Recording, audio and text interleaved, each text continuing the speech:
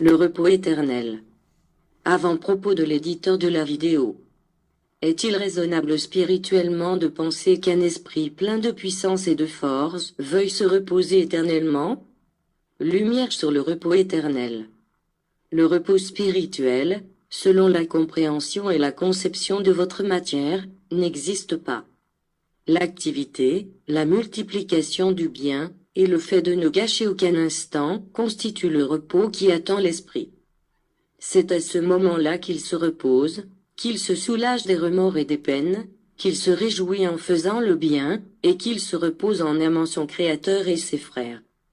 En vérité, je vous le dis, si vous faisiez demeurer votre esprit inactif afin qu'il se repose, selon votre manière de concevoir le repos sur la terre, les ténèbres de la désespérance et l'angoisse s'empareraient de lui, parce que la vie et la lumière de l'esprit, ainsi que son plus grand bonheur, sont le travail, la lutte et l'incessante activité.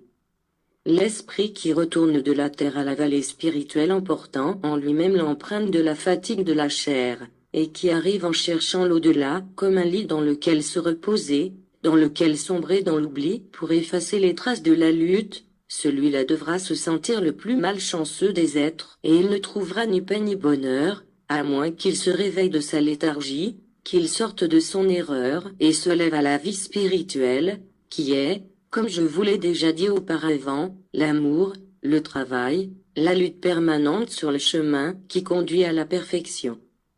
Conclusion de l'éditeur, n'y a-t-il pas lieu ici de corriger la conception millénaire de la compréhension du repos éternel, comme paix éternelle pour des âmes qui ont atteint la perfection de l'esprit?